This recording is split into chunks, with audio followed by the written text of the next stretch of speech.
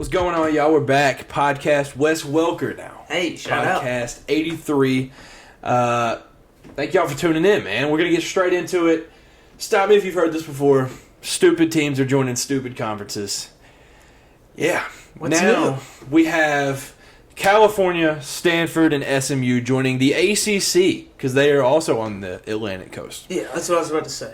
Yeah, that makes sense. I did see, though, that SMU, they're literally just here. So they're joining for the first 9 years. They're not taking any money from TV deals. Yeah. They just want to be there. They're just happy to kick it with the boys. And I did see that when Stanford and California have like Olympic sports, swimming, all these different sports, they're actually going to do them. So say it's a Stanford versus Miami swimming meet. They're just doing it in Dallas. So they're going to do it where SMU is. So it's like a neutral site.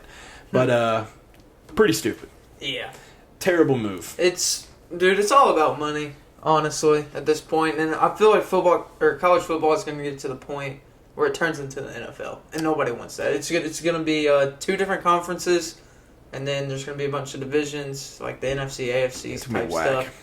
And college football, it is what it is because of what it is, because it's different than NFL. Yeah, and that's what makes it so special. And we'll talk about it in a little bit. We got the first glimpse, really, of the running clock that we took from the NFL. Yeah. Running clock after first down, stupid rule. Stop changing stuff. But also with this, it's just, Stanford and California, bro. Like, now the Pac-12 is officially just chalk. Yeah, it's the Pac-2 now. It's not the Pac-12. Yeah. I did see Big Cat made a point, though. So, for a conference to be a conference, you have to have 8 teams minimum. But there's a 2-year grace period if teams leave. So technically, for 2 years, there could be a Pac-2, and Washington State and Oregon State can be in that, and they could have a conference championship. And PFT on Pardon My Take said that they should have a North and South division if it's just those two. And then they have a conference championship, and then get an automatic bowl bid there. So, yeah, Washington State, Oregon State, just the Pac-2. I'm here for it. But honestly, I do feel bad because their fans, Oregon State's good at football now. Washington State's been good in our life.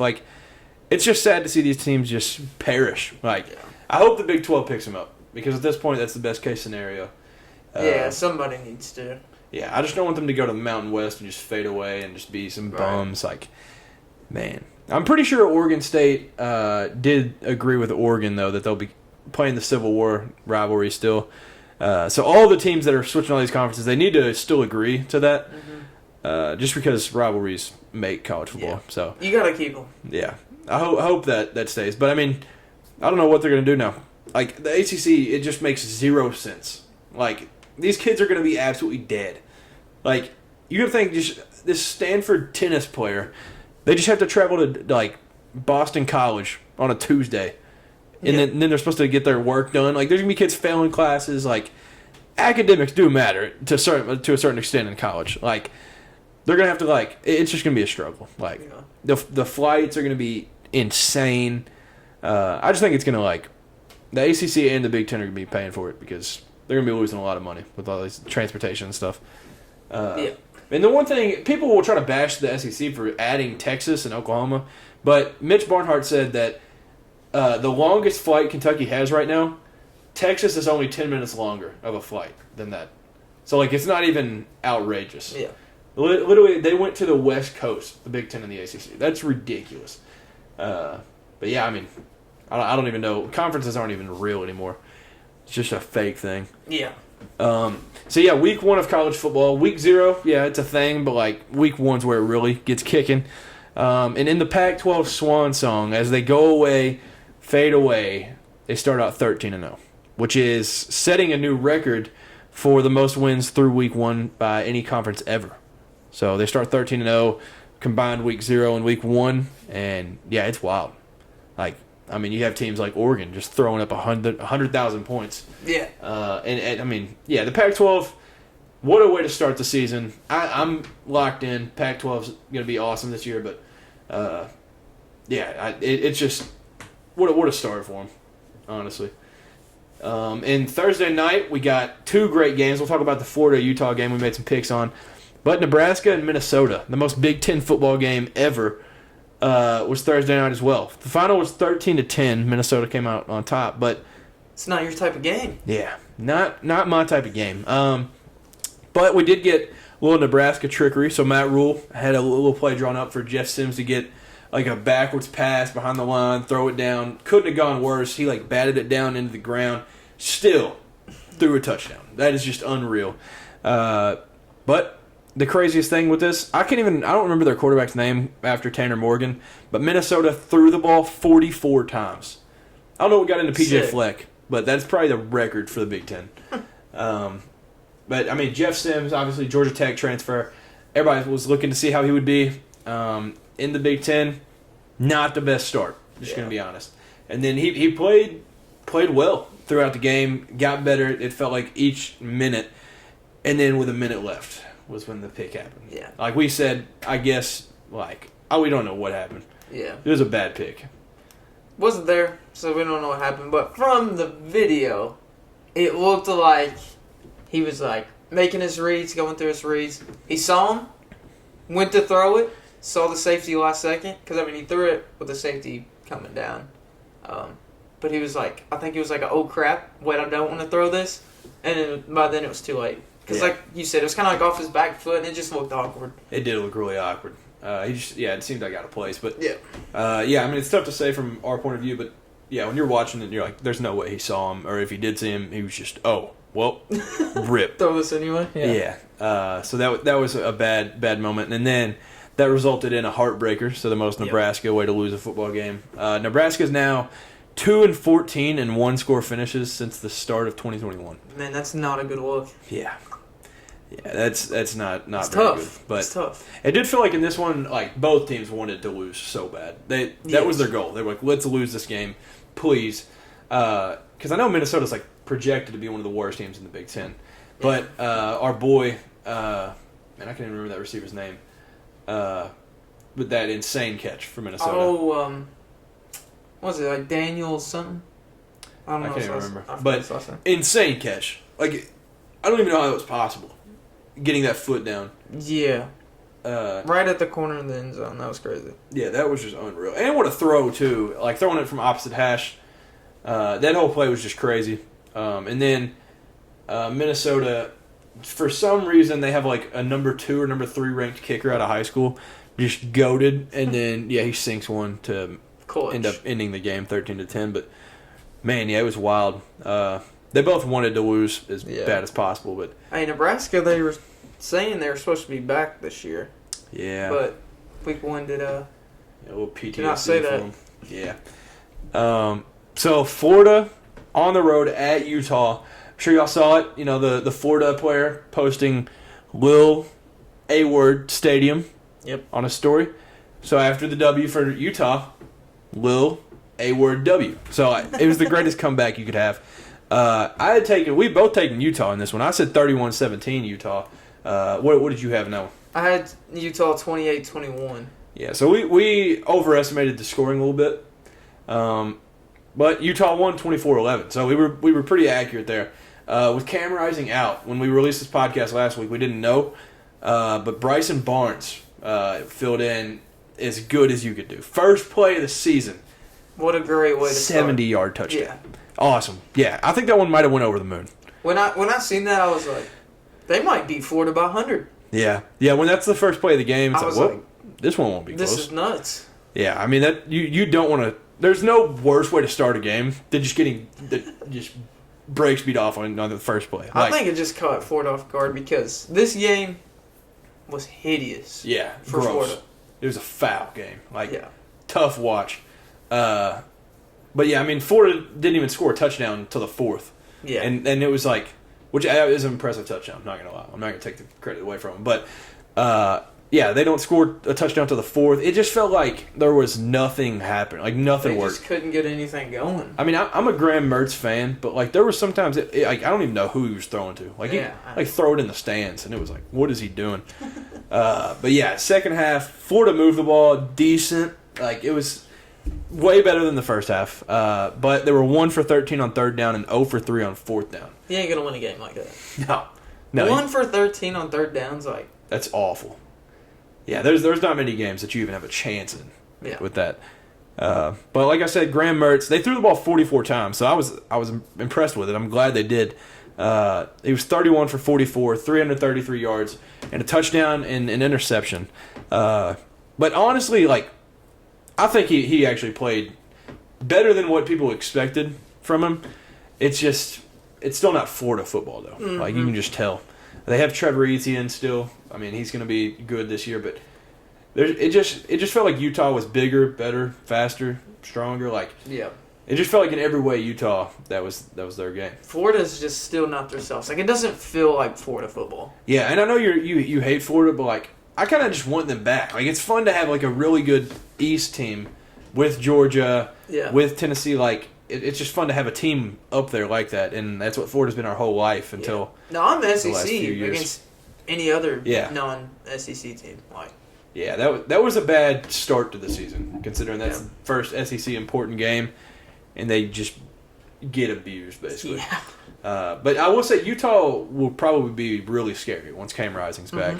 And shocking to many, Micah Pittman plays for the Utes now, which is insane. So he's back in the Pac-12. Started out at Oregon, went to Florida State, and then now Utah. So, I mean, he was like, honestly, I expected more, but it felt like every time, because he was the punt returner, every time he would get ready to catch the ball, somebody just light him up, and it was like, okay, well, that's not going to work. But yeah, I'm excited to see Utah this year. We'll see if they can go for a third straight Pac-12 championship, because that would be just wild. They beat Oregon twice to get the one 2 years ago, and then beat USC twice last year.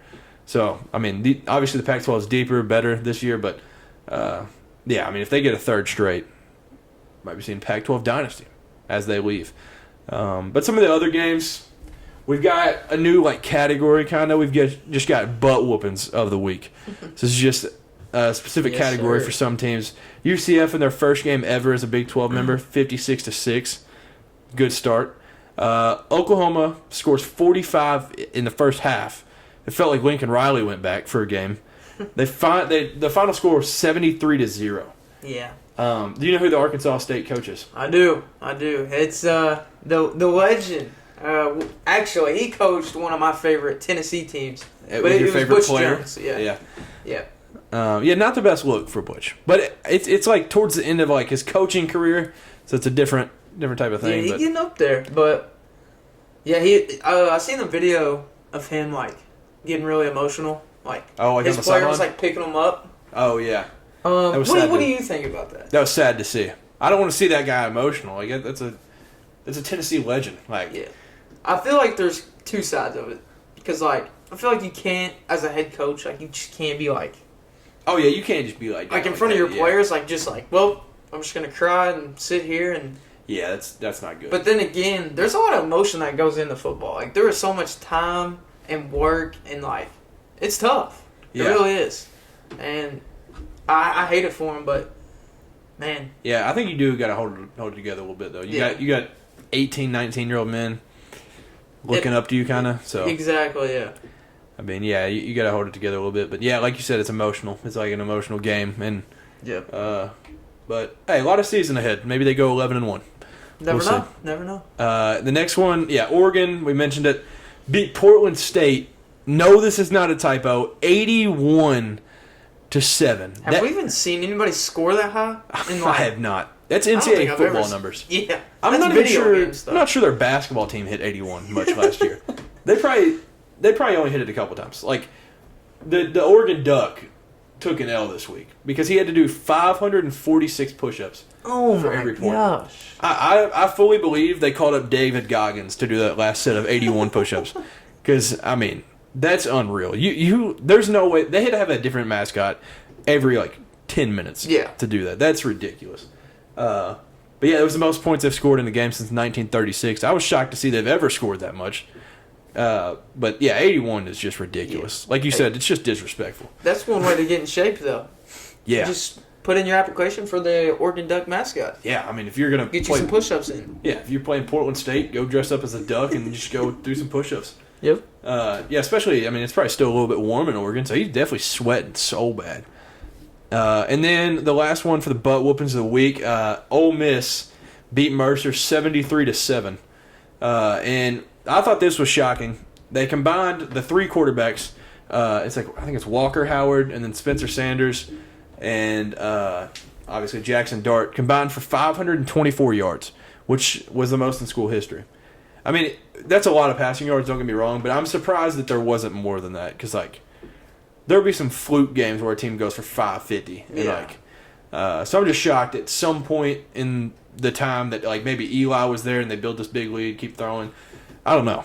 It just seems like shocking. They had to build up their stats in one game, when they don't play anybody. So yeah, the fighting Lane Kiffins. Yep. I will say you got to give Lane Kiffin a compliment on is it Juice Kiffin, the dog that retrieves the tee after the kickoffs. It's pretty sick. It's cool. I'm all in for a dog. I think he's a golden retriever. Yeah. Yeah. But yeah, we know your thoughts on Lane Kiffin. It's like the dog off the field. Yeah. So we also had some upsets. College football, nothing like it. Texas State goes on the road to beat Baylor, which a shocking thing for me. I found out T.J. Finley is their quarterback, which is just insane. Auburn legend. They beat Baylor in Waco, 42-31 as 27.5-point underdogs. Baylor paid. This is the coolest part of upsets. You just get to see how much the losing team lost. Mm-hmm. Baylor paid Texas State $375,000 to beat them. That's ridiculous. That's just unreal. Yeah. And we had Fresno State traveled to West Lafayette to play Purdue and upset them 39-35.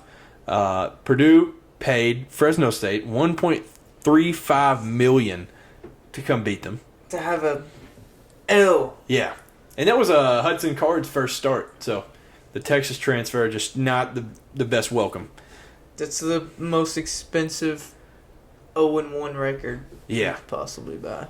Yeah, I mean, it's unreal. Like, I did see somebody posted a picture. It was like Kentucky won, Duke won, North Carolina won, Kansas won, and then it put Purdue lost, and it was like, is this March? Because it was like Purdue losing and everybody, the Blue Bloods winning and stuff. But yeah, Purdue's just it's hilarious, just terrible. And then Wyoming. This was like the coolest game. Wyoming welcomes Texas Tech, and they beat them in double overtime, 35-33. Texas Tech was 13.5-point favorites, and Tech went up 17-0 to start the game. And then just the GOAT. For those of y'all that fell in love with Max Duggan last year, Andrew Peasley is your guy for this year because he shows out, 217 yards, 3 touchdowns, and then that last play, I don't know how he didn't tear every part of his body. Yeah, that was crazy. Yeah, that touchdown throw is just unreal. Yeah, he got decked. Yeah. But made the throw and wow. Yeah, I mean, that's just knowing where your players are going to be. Yeah. But yeah, and then they run in the 2-point conversion. So that was just awesome. Yeah. Any field storming, I'm here for it. Hey, did you see where Josh Allen and Patrick Mahomes were going back and forth on Twitter? Yeah. Josh Allen was like, "Hey, we got a game or something going on," and then Patrick Mahomes tweeted back, "The guy that's sweating the meme." Yeah, that was goofy. that was I'm all in for the social media stuff and the quarterbacks, but that's so goofy. Another one that was a butt whooping that we just need to talk about a little bit. Alabama beat Middle Tennessee State 56-7. Jalen Milroe sets a new makes history though. First quarterback in Alabama history to have 2 rushing touchdowns and 3 passing touchdowns in a game. That's crazy. I feel like that's happened before. You know, just because of all the great Alabama quarterbacks so far. Yeah, I guess a lot of our life. I guess they have had pocket passers until Jalen though, but I still would have thought Jalen or Tua, one of them did that. But it's insane. So we were both, for the most part, calling for Jalen Milroe the whole offseason. Let's just say we got the call. We know ball. We know ball. People wanted Ty Simpson. People wanted Tyler Buckner. They've got their answer. When you see this dude just on demon time in the team photo, that's how you know. Yeah. I mean, he's just got a cannon too, and he's also just built like an NFL running back. Yeah. So, he can turn nothing into something. Yeah, that first touchdown. You always want that guy. Yeah, you want a guy that you can just take bull crap, turn it into a touchdown. Yeah. And that's what he did on that first one, where he fumbled the snap, blah blah blah. He just picked it up, became an athlete, went and scored a touchdown. Yeah, you want that guy. And Nick Saban hasn't really necessarily had that, so it's kind of terrifying. Yeah. To say the least. That's why he was smiling. Yeah. That's what the smile means. Preseason college football. He tried to warn you, man. He tried to smile. And one of the games that we somehow didn't talk about last week, Colorado versus TCU. TCU was ranked number 17. They were 21-point favorites. Colorado took the internet over and won on the road 45-42. Yeah. I don't know if you saw this. This is the coolest thing. You know how in college there'll be teams and they'll put the C on the jersey for like the captain? Colorado has L and D. Did you see what they stand for? Leader and dogs. Yeah, that's sick.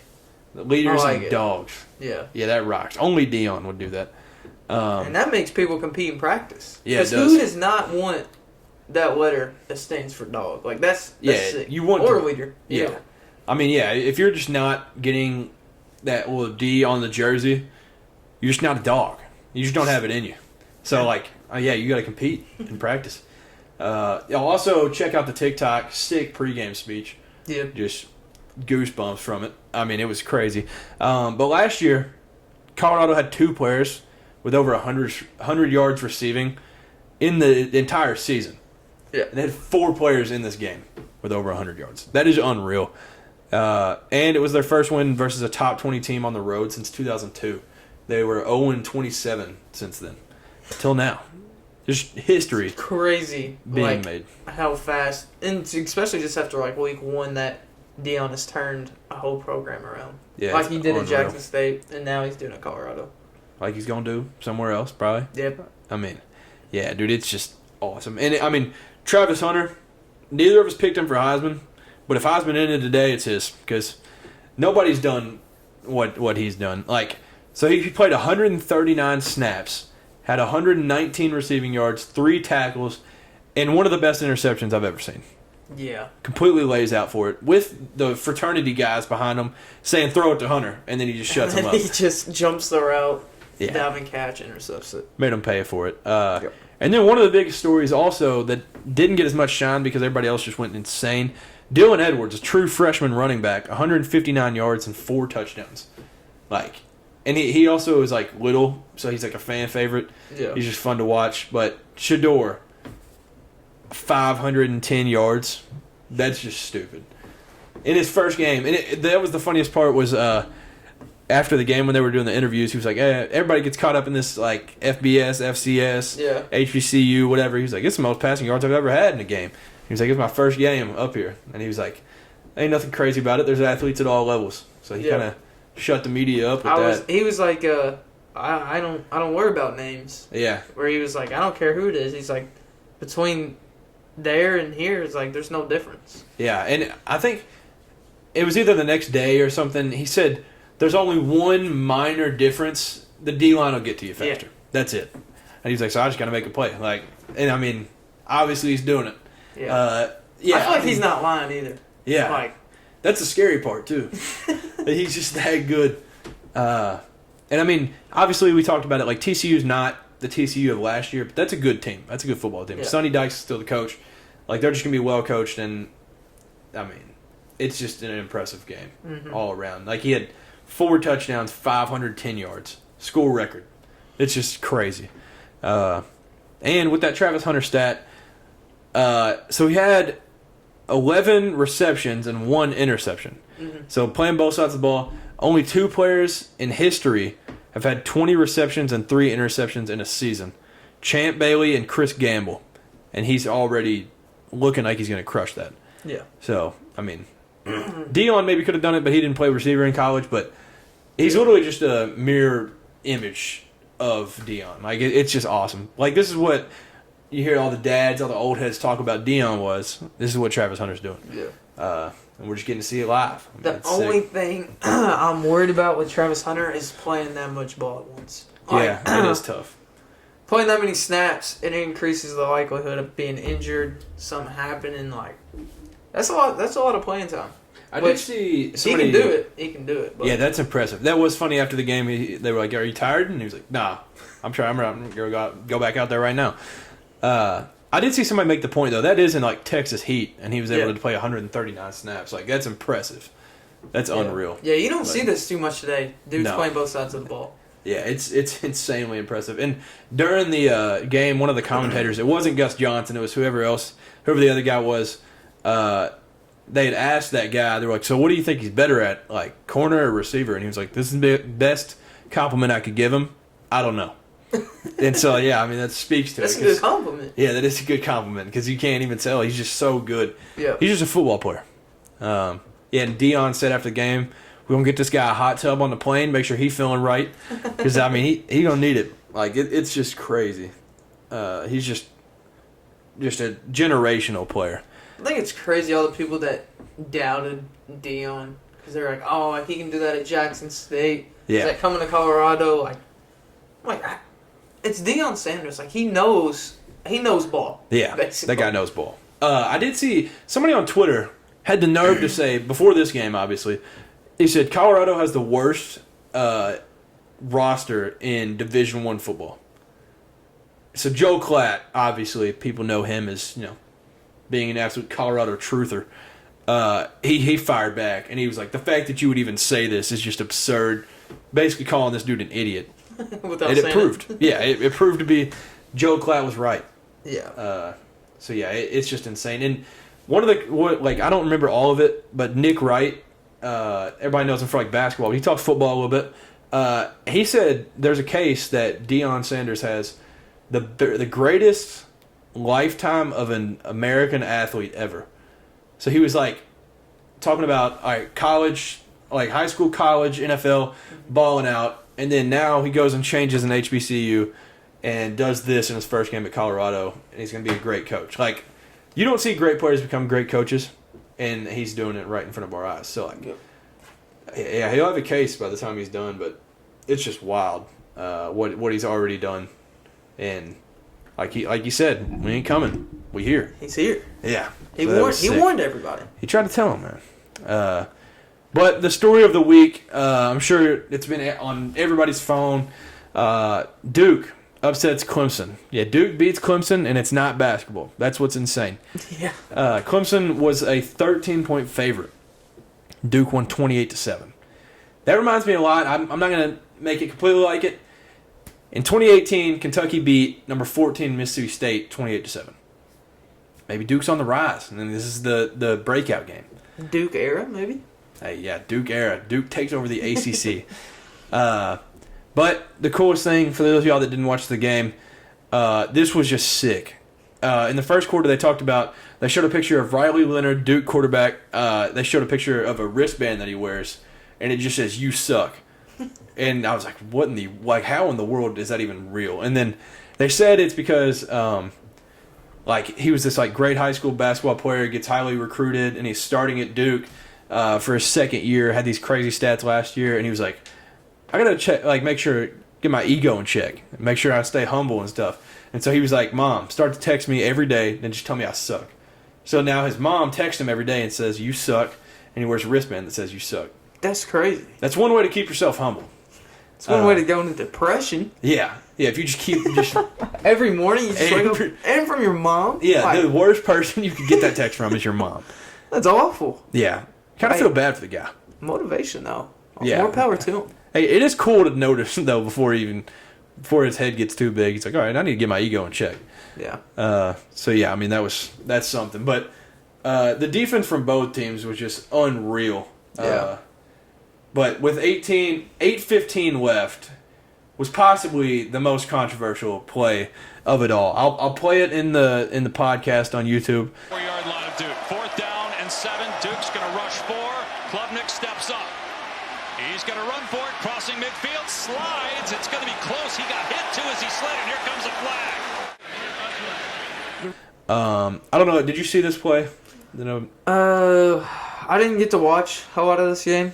It was okay. Clemson is down. Duke's up 21-7. The first down line's about the 40, maybe 35, around that area. So obviously, a first down, they're getting into field goal range, getting close to maybe a touchdown. 8:15 left. So if a comeback's going to happen, it's got to be now. Because they're down 2 scores. Cade Klubnik, it's 4th and 7. He runs for it. He starts his slide 1.5 yards, 2 yards before, so he's down a yard before, because it goes off where your slide starts to keep your quarterback safe. Right. I'm telling you, this dude, this defensive player, it's coming from an offensive guy. This defensive player hits him as he slides and targeting. So in my eyes, there's no way Clemson doesn't get the ball back right there. But they call him down. Targeting guys ejected, Duke ball. And I was like, okay, how on earth is this? Like, how does that make any sense at all? I guess there's some hole in the rule book where it's like fourth down, targeting doesn't flip the... Because targeting is always 15 and the player's disqualified. Yeah. And they also said the guy didn't hit him because his knee had hit the ground, but he was still in his slide when he hit him. So they said he didn't hit him while he was sliding, because hitting a sliding quarterback's obviously big time too. But it was wild. I mean, I'm not saying Clemson was going to like come back or anything, but if it was going to happen, it was right then. He made the effort, and I mean, I talked to some people about this and like that played defense in football. They're like, you can't ease up right there. I just feel like, from my perspective, that guy could have eased up or something, like flipped, like turned, anything. But now he just decks him. And, like, Cade Klubnik got straight up, and he was like, yep, throw the flag. They throw the flag, and then, I mean, yeah, the rest is history. But so Duke gets the ball there, and then it's kind of wraps from that point. But one of the stories of the game, Cade Klubnik, I don't remember what point in the game it was, but Dabo Swinney has his hand out, give a little high five to his quarterback, and he just shuns him off. He just, like, rubs his hand, goes past him, didn't give him a high five. Yeah. That's crazy. Yeah, that's one to thing. The head coach? Yeah, the head coach. Wow. Man, yeah, it was crazy to see. Maybe there's something going on. Yeah, something like behind the scenes. But Will Shipley, we've talked about like multiple times. In my opinion, he's top 2 running back in the country. He played pretty well. Like, can't take that away from him. He caught the receiving touchdown, so it was his first receiving touchdown, I think, of his career. And then Maffa, like you talked about, he was like, he was pretty slow, not the fastest guy in the world. He's a tank, though. He's huge. That guy, there was one where he hurdled a lineman, and the dude met him in the air, and the dude flattened down, and he just kept running. I was like, that is like, honestly, a monster. He's probably a lot faster than, like, what he looks on TV. I feel like it's just because he's so big. He doesn't look that fast. But, like, in reality, he's probably actually he's probably hauling. Like, I ain't catching him. But, yeah, that dude's a tank, though. It's literally just Derrick Henry less speed. He's just throwing humans like it's nothing. He's massive. Yeah, it's insane. But, yeah, I mean, he played good. The thing with Clemson, man, there's no way they recruit receivers. Antonio Williams is their only receiver. And, I mean, he didn't even have the greatest game. So it was just... There was numerous times where they would throw a slant, a dig, anything, and it would just hit the receiver in the chest, fly off, and almost get picked. And I was like, dude, this is embarrassing.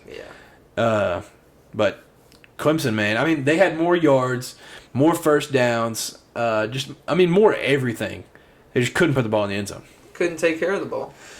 Yeah. I mean, they had two turnovers inside the 7, inside the 8 maybe. One of them was almost a house call the other way. Like, you're just not gonna win many games like that. You got to take care of the ball. They had 3 turnovers total. The pick was kind of bullcrap. Hit Will Shipley, bounced off of him. Like, wasn't Cade Klubnik's fault, but I mean, they got in the red zone like 4 or 5 times, and they had more plays in Duke territory than Duke did in Clemson territory. Like, there's no reason they should have lost that game. Yeah, like their numbers were so much better. But my question after the game. The biggest move of the offseason, in my opinion, Garrett Riley leaving TCU, one of the best offenses in college football last year. He leaves TCU to take this offensive coordinator job. And this season, that first game looked exactly like Clemson's offense the last 2-3 years. So I was like, okay, there's something there. My question was, is Dabo holding Garrett Riley back? And I think, because you can't take a dude that's scoring 45 or whatever on average in the Big 12 and not produce a little bit of points in the ACC. It's just not going to happen. Yeah. He's going to cross it over, score. And I think it might be a little bit of Dabo holding him back. And that was part of our coach, Mark Stoops. Like, there was part of him that was holding players back or holding coaches back. And once he got Liam Cohen that first time, he was like, all right, I'm stepping back. It's you. You call the shots. Right. That's what Dabo's got to do. Like, you've got to. Dabo's an offensive mind, so he's going to feel a little pressure or something to call plays and all this stuff. But I don't know. I think he needs to take the Mark Stoops approach and just let it go. Just let that OC work. And, I mean, he's young. He's literally related to Lincoln Riley. It produces, I promise.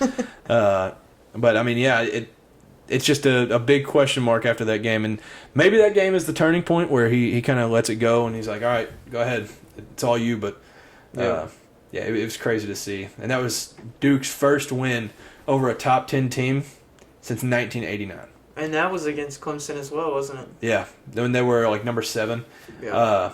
And Steve Spurrier was Duke's coach at the time, which is insane. Sick. I didn't even know he coached there, honestly. But, yeah, unreal. And it was their first win over a ranked team in a season opener ever. So they're just making history last night. And the video of them storming the field, what it looks like just a wave of humans. It was awesome. And then this stat came out today. The number of 4 and 5 stars on the roster, Clemson, 56, Duke, 2. So definitely ain't talent, but Mike Elko's just done an outstanding job. It's his second year there. They won 9 games last year, which doesn't happen for Duke. So I think he'll definitely get a good offer after this season to go somewhere else. And, I mean, it's going to be tough to, like, get somebody to stay at Duke for football. Like, this is not basketball. It is, yeah. But another thing that I wrote down after the game, just thinking about it, does DJ Uiagalelei deserve an apology?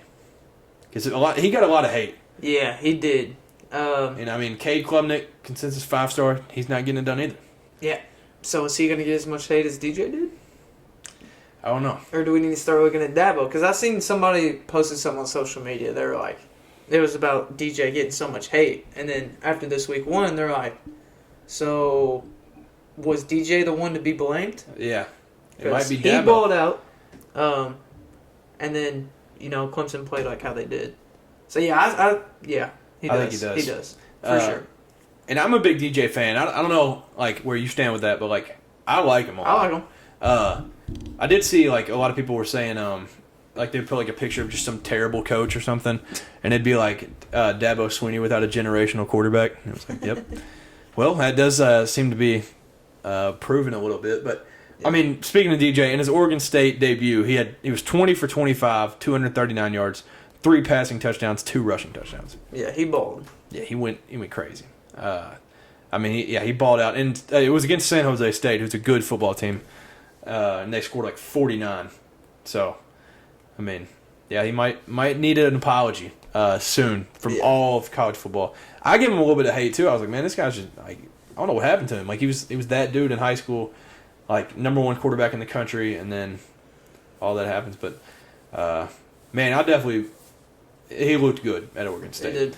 But one of the things that happened today, Paul Feinbaum, obviously, if you're an SEC fan, you know Paul. He made the statement today.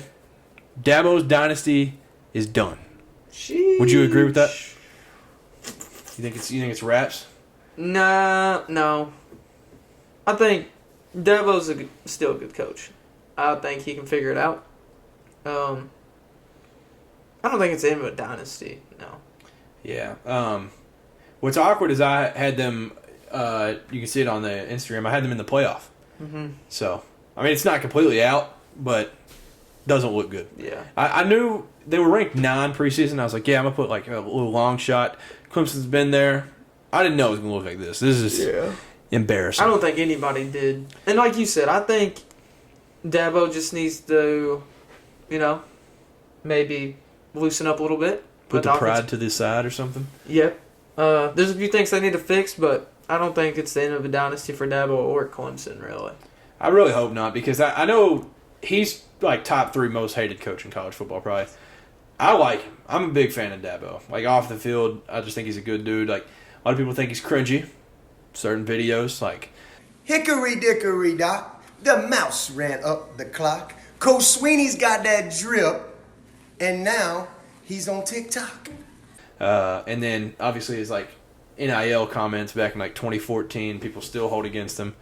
But I think he's just a good dude. Like, yeah, he's talked about numerous times, like, Yeah, he didn't want players to be paid. As soon as that happened, they created an NIL facility so players could get paid, learn how to do taxes, learn all this stuff about life. Like, He's a kids first, players first guy, and I think that's just like it just goes under the radar because people just hate on him so much.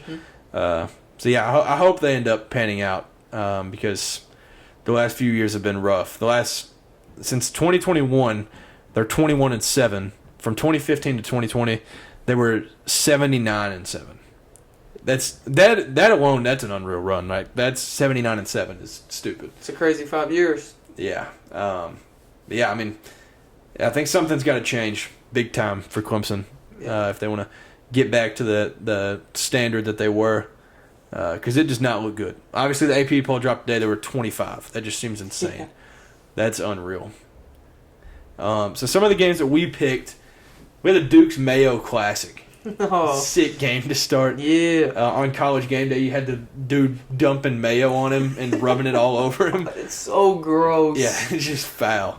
Because I absolutely hate mayonnaise. Like with a passion. You had the other fans just dumping the mayo in their mouth. Oh my gosh, dude. Bro, that's so foul. Yeah, you gotta think that dude probably still smells like mayo. He's gonna smell like mayo for weeks. That's just gross. Will Levis game though, like it. I bet he loves it. We both picked South Carolina. I had South Carolina 45-38, like a shootout. Yeah, I had South Carolina 24-13. And the Tar Heels get it done, man. 31-17. I guess it probably does help to have like a top 3 quarterback in the country, maybe. Yep. So that might. But we will say South Carolina definitely won the non-football activities because at game day they were nuts. Darius Rucker, sick. Darius Rucker's also in the new College Game Day theme song, which rocked. Yep. And then the mayo, just mayo going crazy for South Carolina. So they won off the field if that's worth anything. Yeah. But yeah, and then the play early on, I think it was first quarter, South Carolina had 13 players on the field and still got scored on. I don't know what's worse. Embarrassing. Not knowing how many players you have on the field and having 13 or still getting scored on. I feel like getting scored on is just bad. Yeah, that's a bad look when you're literally cheating and you get beat that way. But yeah, Spencer Rattler got sacked 9 times. Yeah, I was about to say, he had like 0 time to do anything. Yeah. Yeah, 9 times is just stupid. 9 times for 57 yards, too. That's going to be tough to win some ball games. Despite the loss, though, he was 30 for 39, 354 yards. So he looked good. He made we'll say. He made the best out of it with, his O-line not helping him at all. Yeah. And, that's an ACC defense. SEC defenses are going to chew that line alive. Bad. Yeah, it's going to be bad. They should be worried. Yeah. Yeah, and line isn't something that just fixes itself overnight. Right. It takes work. Yeah. So they're going to have to start. They better figure it out before conference play in a couple weeks. Yeah. Hey, good thing for y'all, though, because it's a game you'll be at, so you just get to see. Yeah. You get to see just Tyler Barron get 12 sacks that game. I hope so. That'd be awesome. Yeah.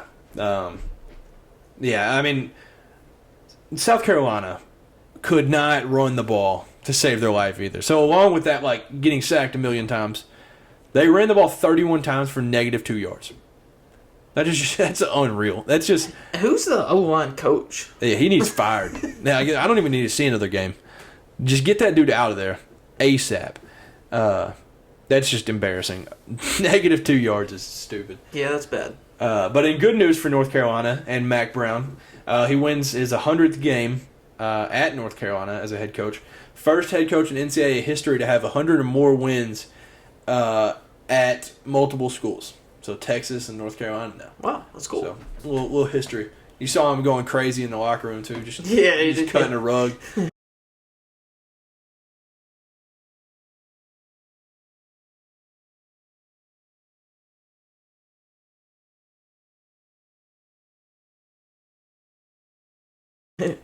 So he was going crazy. West Virginia at number 7, Penn State. Weird game we talked about last week, but it kind of works. We both took Penn State, though. I said 34-10. I said 45-21. And they got it done. Nittany Lions won 38-15. So we're both very close on that. The Drew Allar era in Happy Valley has officially begun. I'm excited. there's a playoff prediction that I did at work. I had Penn State in it, and I chose that 2 weeks ago because of how much I like Drew Aller. Yeah, 21 for 29, 325 yards, 3 touchdowns. I mean, unreal. And then a month or two ago, I read those hot takes off to you where somebody said Nick Singleton is going to break Saquon's records. I mean, decent start. 13 carries, 70 yards, and a touchdown. That ain't Saquon. Not a bad start. But that's the way to start a season. Yeah. That'll get you a little bit warm. And Happy Valley was rocking. Of course. Yeah. Beaver Stadium just going nuts. Beaver Stadium rocks. Got to see a game there. Yeah. Boise State versus Washington. Obviously, Michael Penix I think RG3 officially has a crush on him. RG3 did do that thing where he jumped off the boat, split his pants as he jumped in the water. He's just goofy. But we both took Washington. I actually had a lot of respect for Boise State. I'm an idiot. Washington State, I took them 34-24. What did you have them winning by? I had Washington 49-17, so not too far off. Yeah, they won 56-19. Unreal. So Michael Penix basically just flicked me off right in my face. He punched me in the face and said I'm going on a Heisman tour. And that's basically 450 yards on Boise State, 5 touchdowns. That's Heisman numbers. Yeah, that's where to start, man. I don't remember if we had him in the S tier of like the Heisman talk or whatever, but he could be doing something. Yeah, like that's one heck of a start. Yeah, I remember like before the season started, you're like, hey, this Michael Penix dude, like he's not like horrible. Like he was like he's pretty nice. Because my first memory of him is Indiana against Penn State, and they did like it was the whole like diving for the pylon thing. I was like, Indiana, why are they even ranked? And then if you looked at his numbers in Indiana, it was like, oh, this dude's just the truth. Yeah. He's still here. Still the truth. Yeah, he's still going crazy. Yeah, I'm a fan. I like Michael Penix. Yeah, he's awesome. We're with you, RG3. Then we had the Sunday night game, number 5 LSU versus number 8 Florida State. I mean, you couldn't ask for much more. Like Camping World Stadium, Orlando, Sunday night before NFL starts. The whole world is locked in on this game. I think, literally every college football fan was watching this game. Yeah, and I mean, I took the Noles in this one with absolutely. I wanted LSU to win this. I took the Noles in a close one, 31-27. And you had the Tigers. Yeah, 35-31.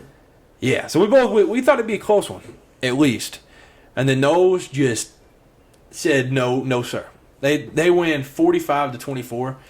And the most dominant half of football I think I've seen in a while. Yeah. Because neither team necessarily looked great in the first half. I think it was, 17-14 at halftime, LSU. Yeah. And LSU came out hot. Like, that first play, little out of the backfield no, it wasn't Josh Williams. I don't remember who they threw to, but it was like 50 yards. It was like 45, 50 yards. And then the second play, they get to like the 2. But then Florida State makes a stand there, which was impressive. When I was watching this, I was like, no way an ACC school, FSU, just stopped an SEC school at the goal line.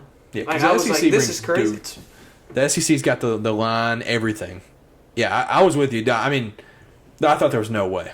Like, I was like, LSU's just going to power it in. That's what I thought. Honestly, I thought LSU was going to come out there and, like, smack them in the mouth. That's what right off the rip, I was like, SEC football different. But, yeah, I mean, they ended up getting 6 plays inside the 5-yard line and ended up, like, getting sacked on the last one, and they ended up getting to, like, the 10. It was unreal. Mm-hmm. And then the Noles, second half, outscored them 31-7. That was impressive.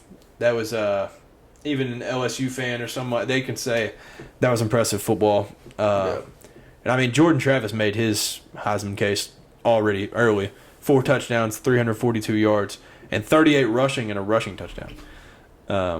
But, yeah, he balled out. And Johnny Wilson, we talked about last week, when you have a dude that's literally 7'5", basically, he's going to be tough to cover. And he proved to be tough to cover. Had a couple drops that were a little disappointing, but, I mean, he's just fun to watch. But the story of the game was Keon Coleman. It was either the last podcast or 2 podcasts ago I mentioned this dude's name. I didn't know he was going to be this good, but I knew. So he transferred from Michigan State, and he played basketball there too. And if you have a two-sport athlete, I'm an automatic fan. He transfers to Florida State, and I was like, yeah, this guy, no, I'll be rooting for him. Yeah. 122 yards, 3 touchdowns. You couldn't ask for a much better debut out of a receiver. So, yeah, he's just a dog. And it was funny, after the game, they brought up that quote that Brian Kelly said, and it was like, we're going to beat the heck out of Florida State, when he said that last week. And so they brought that up after the game, and he was like, when did he say that? Like, it was like the funniest response. When did he say that? But, yeah, so shout out, I mean, Keon Coleman, that dude's a dog. Dude, every time, like, the camera went to Brian Kelly on the sidelines, it just looked like he did not want to be there. Yeah. I don't know if it's just, like, who he is, like, his face, but, like, he was just, like, the straightest face. Like, it just did not look like he was having fun. Yeah. Yeah, it didn't look like he was back to his first days at LSU throwing up the L, and he looked a little depressed or something. He looked like he wanted to go home. Yeah, and it was hilarious. So I don't know if you've seen it or not, but so one punt return LSU had, the guy like fumbled it, but they jumped back on it. Well, then FSU goes to punt again. They put a different guy back there. He gets it. He muffs it. He actually fumbles and loses the ball. And then they go to punt again. They put the original guy back there. And he didn't drop it again. But I just thought it was funny. Yeah, I was like, should have kept the original guy. And the funny thing, I don't remember how many times it was, but last year that was their issue too. Because they had like 3 muff punts last year. And that was part of the reason why they almost lost. I mean, they ended up losing the game ultimately. But that last final possession was why Florida State got the ball last year. Yeah. And so it was like, oh, muff punts. That's some bull crap. That don't happen. And LSU does it again. Like, it was a special team. It blows my Get him mind. out. Yeah, get that dude out of there, bro. You can work on this stuff. Like, it's unreal. But yeah, man, LSU's just cursed on punts versus Florida State, I guess. Hey, they used to do at Campbellsville. It was when it was like before the season. We were in the training or whatever, and we were doing the punt returns and kick returns. And if you even bobbled it, you didn't even have, like, you had to catch it clean, or like you're automatically out. Like, I do remember that now. I made it to like top 3 or 4, and I didn't even drop it, bro. It like bobbled, like I caught it, but like I double caught it. He was like, "Yep, nope, out." Like you had to be perfect on like at least 20 kicks. Yeah, and these dudes play for Louisiana State University, and they can't do that. Yeah. So hey, call Brian Kelly up. Tell him, hey, I ain't gonna muff it. Maybe a double bobble, like it. That might happen, but yeah. Hey, he might need you. I man. never dropped it. Bobbled it. He was like, coach was like, "Nope, you're out." I'm like, bro. Yeah, that's nuts. So strict with it. Yep. Yeah. So the Cats at noon. We were both hyped up. Friday, we're like, bro, noon, it's going down. Football starts. Yes, sir. And the Cats got it done, 44-14. Honestly, 37-14 was really the score. But so yeah, I mean, one of the things that was crazy that got a lot of hate. So last night after the Clemson Duke game, so 2 nights ago for you all, it was Scott Van Pelt and some other dude came on, and they talked about these bets that like win or lose, like late. And so Kentucky was a 26.5-point favorite. We were up 23. So, and we get the ball with like a minute 30 left. And so you think, teams are just going to knee that or something. Like they're just going to kneel it, game over, whatever. Well, the issue was Ray Davis had only ran the ball 12 times. We'd only had like 40-something plays. Ball State had 70-something. And I mean, there was a scoop and score, a kick return. So the offense didn't get much work. So he used Coach Stoops. He's not that he will never run up a score on somebody. He'll never do something disrespectful like that. Right. He's just trying to get the offense some snaps. So he starts running plays on this. And so Scott Van Pelt on SportsCenter last night, he was just like, man, still got Devin Leary out there. What we doing? Like, he was like commentating for the betting people. And so he was like, man, when you run the ball with Ray Davis breaks a run, scores, we go up 30, and that ends up being the over. So if you took Kentucky to cover the spread, then you win. So they were talking about that on SportsCenter, and then their coach is heated after the game. And he was like, dude, we barely got to run offensive plays. So, like, what's your perspective in that situation? Because he scored a running touchdown? Yeah, but it was from, like, the 35. So it wasn't even purposely supposed to go in. So get better. Yeah, that's what I'm saying. Stop it. Y'all ran the ball. Yeah. It's not like you're throwing, a shot to the end zone. Yeah. You're running the ball. Yeah. Make a tackle. That's kind of what I'm thinking. Defense needs to get better. Yeah. And, I mean, obviously, social media, it's going to be split like 50-50 no matter what the debate is. But, yeah, I mean, a lot of people were like, dang, that's kind of dirty. But, like, Stoops is never going to run up the score. Like, if you know Stoops, he'll never And do it'd that. be different. Like I said, if you were taking shots to the end zone, like Yeah. Devin Leary was driving back, trying to chug it to the end zone. Yeah, I mean, But he and wasn't. that's not the case. Like, but yeah, I mean, Devin Leary, his Kentucky debut, I was excited. A lot of people were worried. I think he was like 20 for 31 or something. But dude, literally his first play in a Wildcat uniform goes for like 45. It was like a little RPO. Or no, I think it was just like a regular like play action. And he throws it to Dane Key right in the middle of the field, and I thought it was 6 right off the bat. I was like, that's nuts. But yeah, I mean, he was fun. And the most impressive thing to me, pocket presence for him, is just impressive. Like, I didn't know he could move like that. Like, he can move around. He's very knowledgeable in the pocket, and I was excited. You could just tell that the arm talent's there. Like, just placing a ball in certain situations, and so yeah, I was excited with that. But some people were worried. The one people aren't worried about at all, Barryon Brown. Everybody knows him. Like, I think on the revamped college football, he's like a 98 speed. Understandable to me. Barryon Brown, unreal, great game. And then in the offseason at SEC Media Day, in the offseason they interview him and he was like, hey, if somebody kicked me the ball week 1, I'm taking it back. I'm taking it back for 6. So at SEC Media Day, he also said, kick me the ball, I'll get your special teams coordinator fired. So that was a bold quote. And so, yeah, he runs one back, has a kick return. Dane Key, he also played very, very well.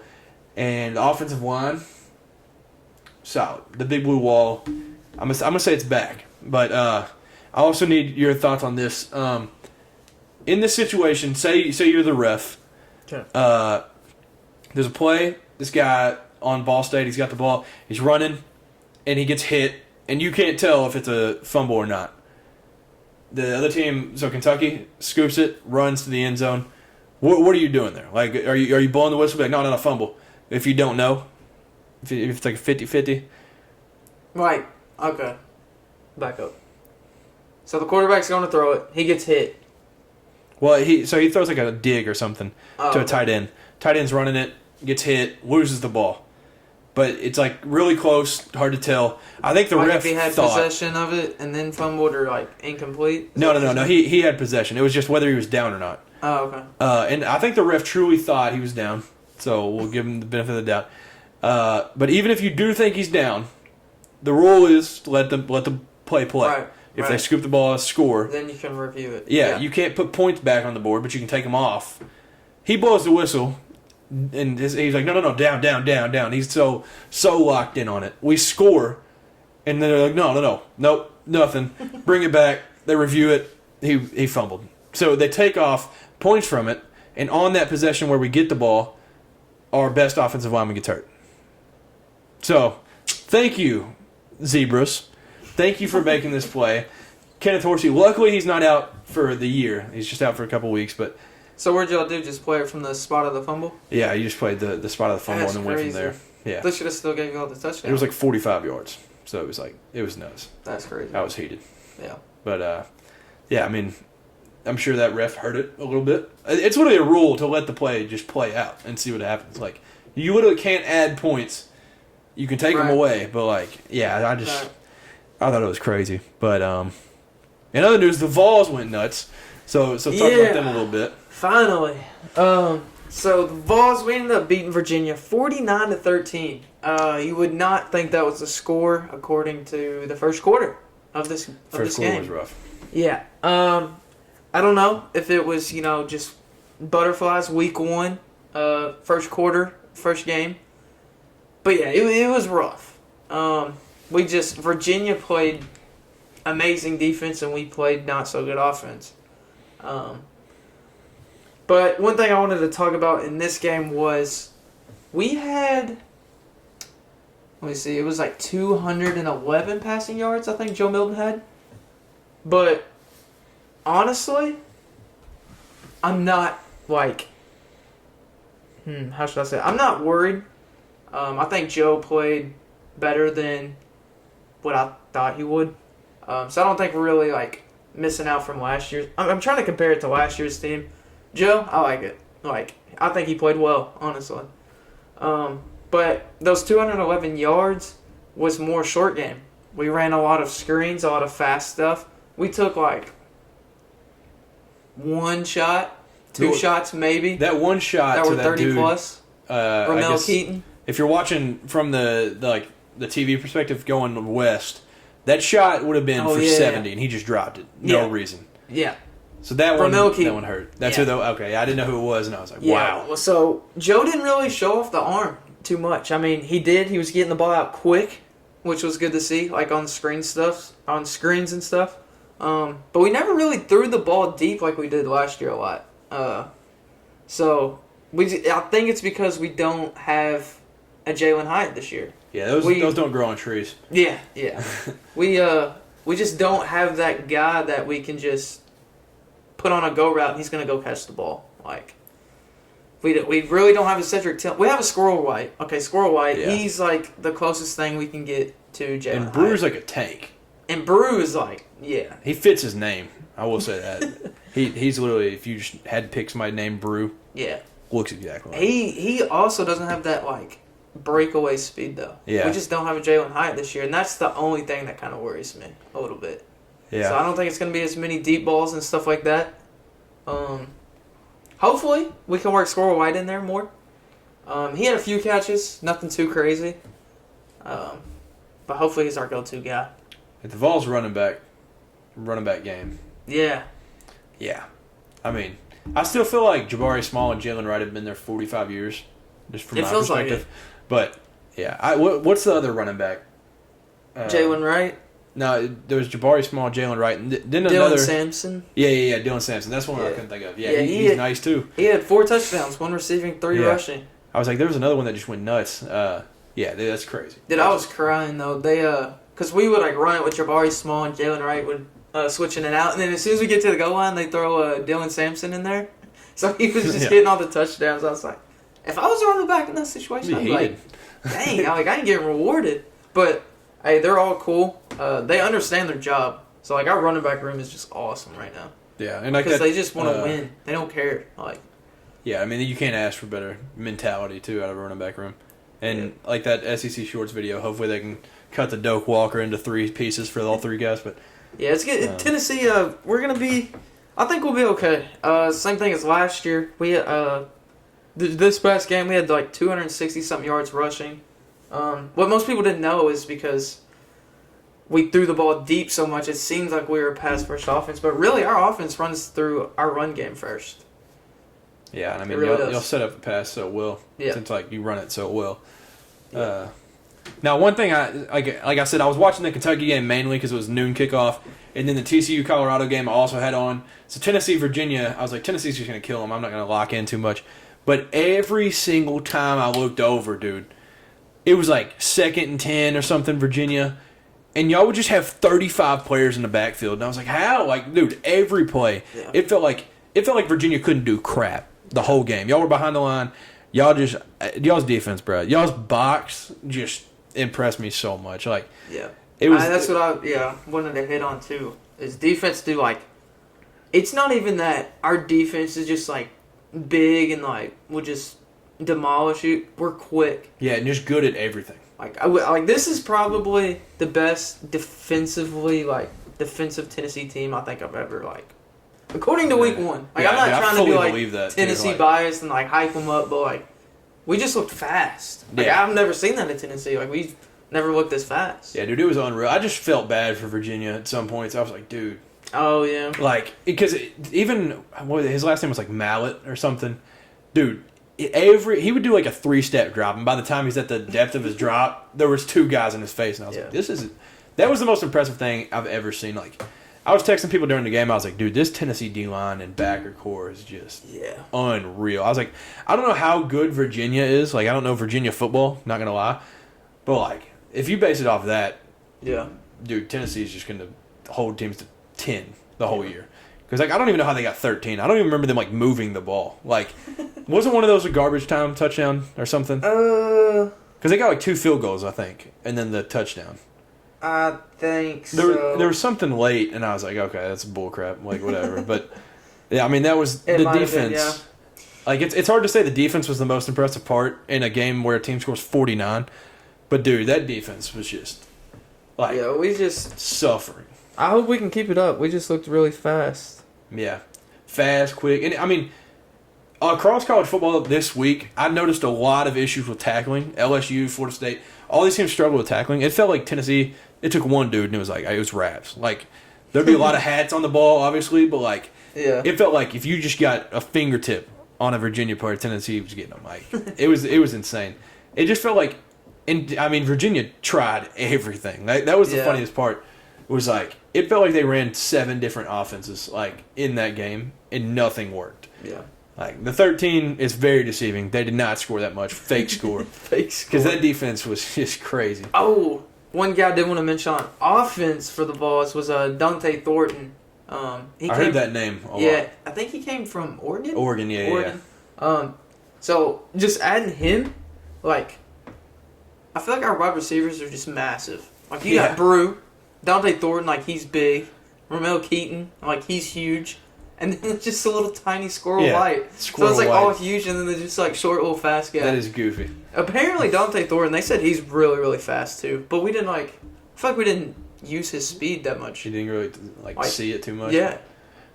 Yeah, I mean, maybe it's like saving it for like games where it like matters. Because like, I'm sure going into this, Hyper was probably like, okay, well, Virginia. Yeah, cool. probably don't want to expose our whole playbook week 1. Before conference. It is fun to just see like shots. Like the Rich Gannon to Rondell Moore's like pew pew pew. Hey, what's up, man? How you doing? Good. Shoo, shoo, shoo, shoo, shoo. Shots, explosives. You can run. Yeah, that's cool to see. But yeah, I mean, I guess you just don't want to let it all like out. Who do y'all play? Like Austin P or something? Yeah. This Saturday. So yeah, I mean, y'all probably just won't do too much. Probably just run for 500 again. And then wait, or is it Texas San Antonio? It might be Austin P. I think it's Austin P. It's one of them. Know. But yeah, y'all probably just destroy them and running again and stuff. But Austin P. Yeah. In Florida. Oh yeah, the background. Yep. At Florida too. Man, I'm excited. Dude, we should have got I mean, we probably still can, but I would really like to go to that game. That would be a blast. Hey, maybe that's when the streak ends too. So hey, that'd be sick. Hey, a little weekend trip for the boys. Yeah. Maybe. Who does Kentucky have next week? This week got Eastern Kentucky, powerhouse. Yeah. I am actually hoping that like we just show a lot more offensively because that was the biggest question mark after week 1. It was like, is this offense legit? Because I mean, the offensive line was just the truth. Like, I was excited. I was so happy about that. But it's just, I don't know. I want to see a little more passing, a little more. We had 1 catch from a tight end, which Liam Cohen uses tight ends a lot. So I'm hoping more tight end usage this week. That's one thing. But then we have the like absolute scary opponent of Akron after that. So yeah, a couple tough teams coming up. Couple tough teams. But speaking of that, college football week 2, we'll do some picks here. We've got Nebraska at Colorado. Like, I bet for old heads, this is a nostalgic game because like they're probably like, yeah, this was cool back in the day. Like, these teams were good. Colorado's favored by 3. What do they rank? 22 now? I think which is crazy. I was talking about it before the podcast, before we started tonight. 22. That Colorado won 1 game last year, and it's just past week 1 of this year, and Colorado's 22. It is crazy. That's crazy. Being unranked completely and that's wild. Because there's no telling where they were at outside the top 25. They had to be like... They're probably like 40s, at least. Yeah, 40s, 50s maybe. I don't know. Yeah, and they just jumped like 30 spots. Just seems nuts to me. Because TCU will be out. I mean, they're already out of the polls, but like, I don't think they'll be competing too much. Yeah. I mean, they did beat TCU national championship team. They didn't win the national championship. Yeah, they weren't even close. But like you said, they lost. What was it? 19 out of 20. Out of the 22 starters, yeah, they lost 19. Yeah, not the same squad. But hey, prime time getting it done. Yeah, he's getting it done. So I'll start us out. Nebraska at number 22, Colorado. I'm going Colorado 52-31. They showed offense last week. I mean, I think they get it done again. Shador goes for like 400 plus passing yards. Same. Calling it. I'm saying Nebraska drops 2 games. Um, The Matt Rule era is off to a rough start. yeah. I'm saying Colorado 35-24. Yeah, I like that. And then we have number 23, Texas A&M at Miami. So this was like, I'm pretty sure A&M beat Miami in College Station last year, but Texas A&M's a 4.5-point favorite. I'm going with the Aggies, 27-21. Bobby Petrino offense ain't gonna score too much, so Yeah. 27-21 for me. I'm going Texas A&M as well, 42-35. I think Texas A&M gets a stop on Miami and beats them by a touchdown. Yeah, we need some more SEC over ACC wins. Yeah, They're hard to come by week one, apparently. apparently. Then we have Ole Miss. What are they ranked? Number 20, Ole Miss at number 24, Tulane. So Nice. I've actually got Tulane. Shocking pick, but I picked them when we did the SEC predictions, so I have to stick with it. Yes, I'm going with the Green Wave, 34-27 at home. I like it. F. Lane Kiffin. You're on There that you go. train. Yep.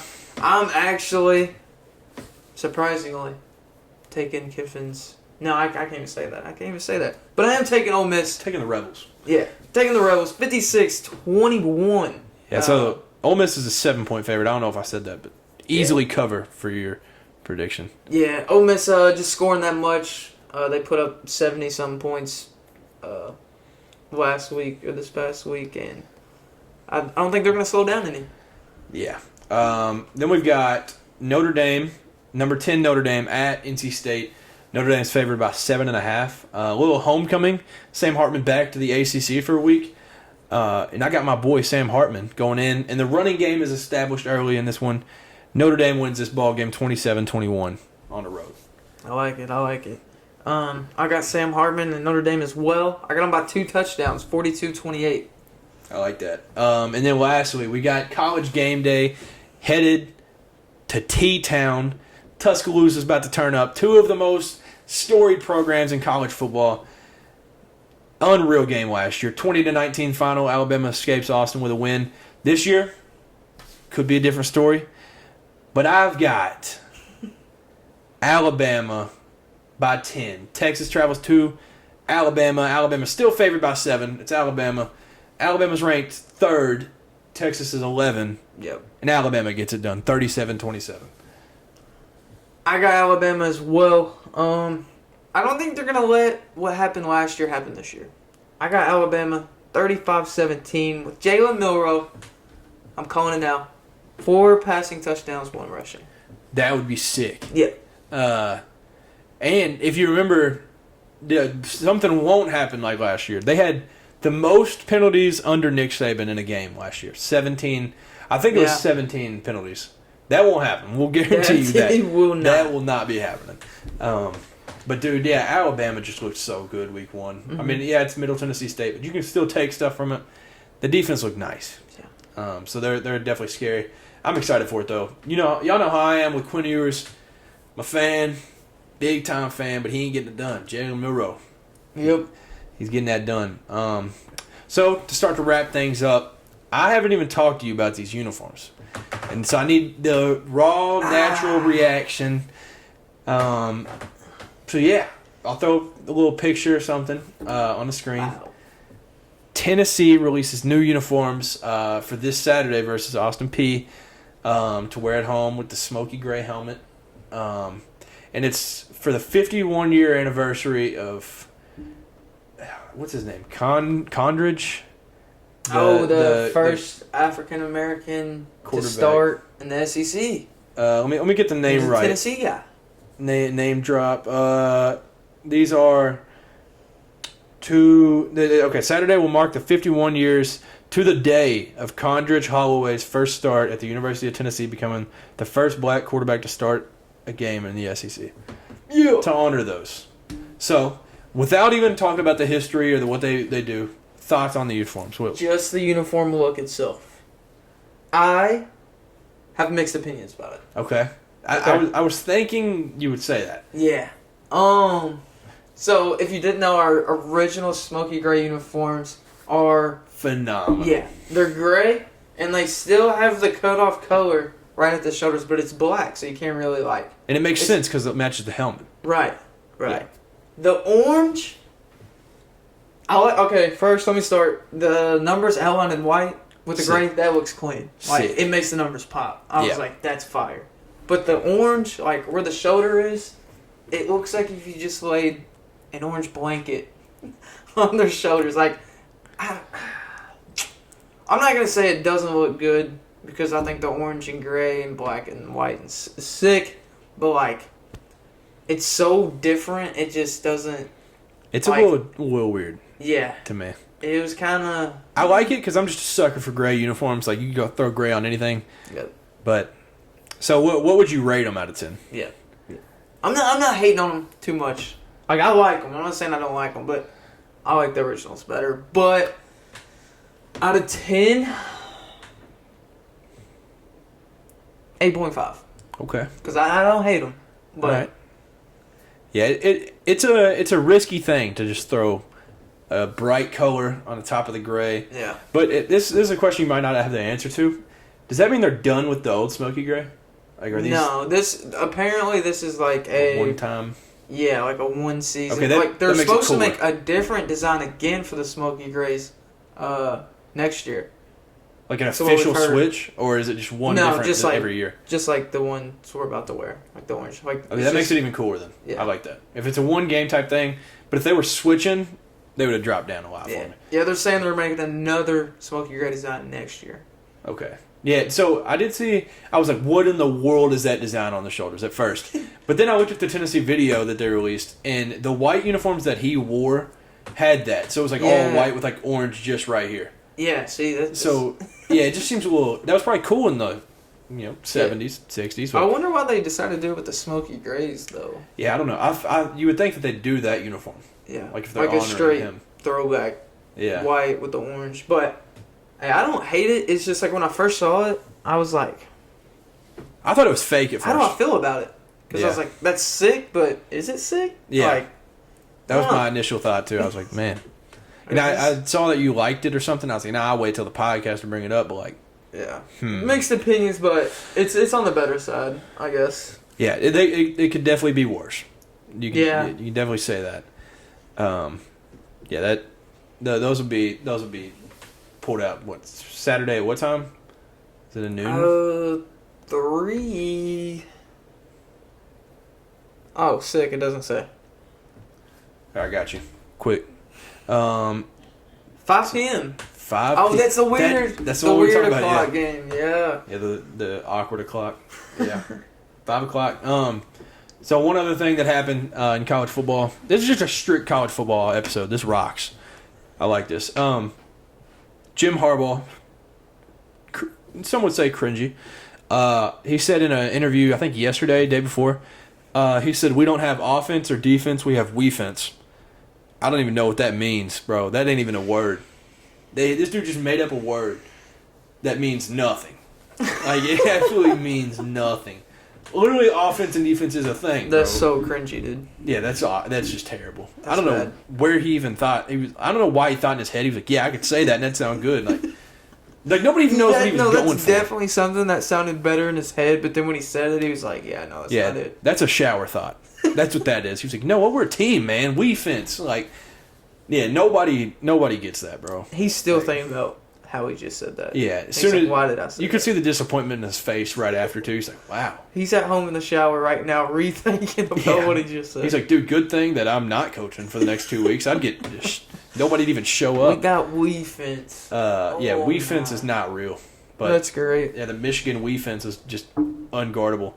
And it was also weird that they did that formation for him where they just lined all 11 players up as if he was just dead. Oh yeah. It was like, this dude's literally just missing 3 games that he put in place. Like, that was awkward. But, hey, I mean, they let Eastern Carolina feel like the big boys for a little bit, though. Yeah. I think they won like 30-3.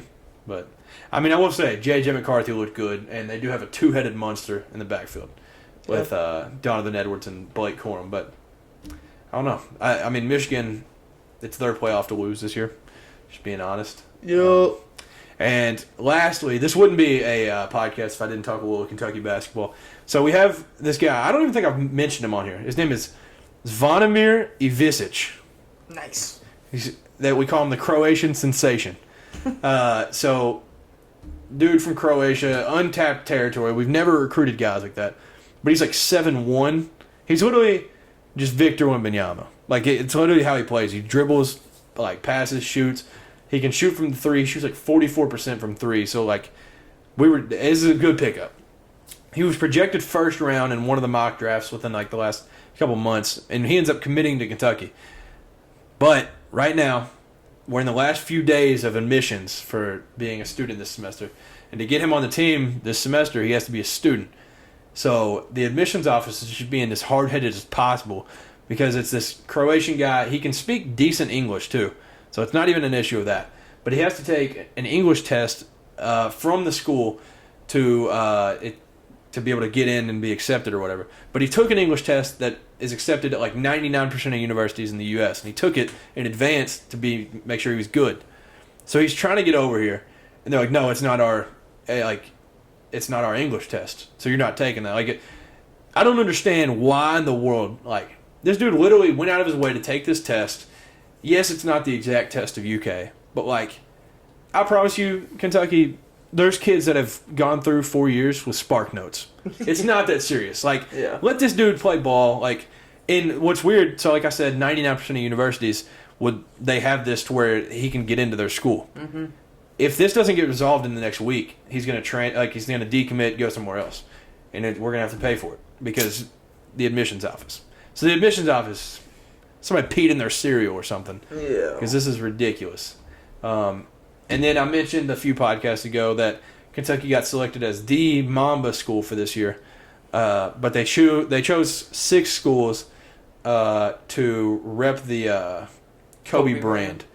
So I think it was, I don't know if I saved it. Hey, that's sick. Yeah. That's pretty cool. I don't know where it was. It's UConn, I know. UConn, Duke, Kentucky, LSU, USC, somebody else. LSU? Yeah, women's basketball, yeah. Let me see if I can find it. Yeah, it's literally just for women's because they're releasing like Gigi model shoes, like his daughter that passed away.